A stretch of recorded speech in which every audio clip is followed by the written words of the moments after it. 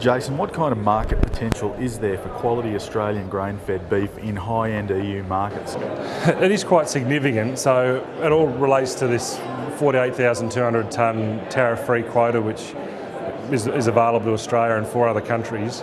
But we've got to remember too that what we want to do is make incremental gains that we can keep. So there's 5 countries competing for that quota. It's being underutilised at the moment.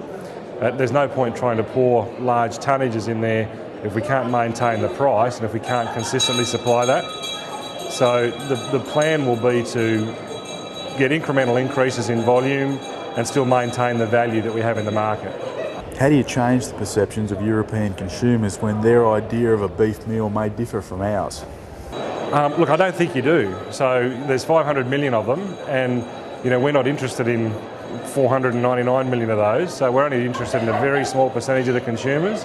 There's no value at all in us trying to do any consumer-based worker activity for a few reasons. One, if we create any demand or pull through, we can't supply it, but also, it'd be a pretty tough gig trying to change their mind as well. So what we need to do is find consumers that are receptive to high quality food and sell them on the story. And to do that, we make most of our investment at a trade level, so with importers and distributors who have the contacts into the high-end food service and high-end retail, so cash and carry stores supplying to chefs and restaurants, for example. What was the outcome when a European trade delegation came out and saw the Australian industry firsthand? Surprisingly, there's a very low level of awareness of Australia and Australian product in Europe. Even though we've been a long-term supplier, once you get outside the UK and outside a specific supermarket chain in Denmark, there's a very low level of awareness of Australia as a beef supplier.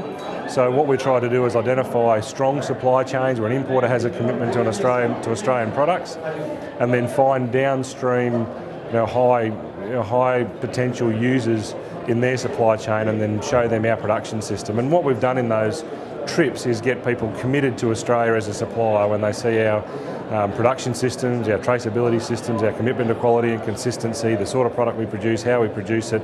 They see us as a very, very valuable supplier for their high-end customers. So the future's really bright. We can't be naive about the financial challenges in Europe, but we've just got to make sure we focus on the right sector of the market. And in reality, if we were trying to sell high value meat to factory workers in Italy, then yes, we would have some real struggles, but we're not. We're targeting the high end of the market where there's a high level of wealth, and we want to make sure that we supply them with a high value, high quality product so that we can incrementally increase volumes and maintain the per tonne value of the market.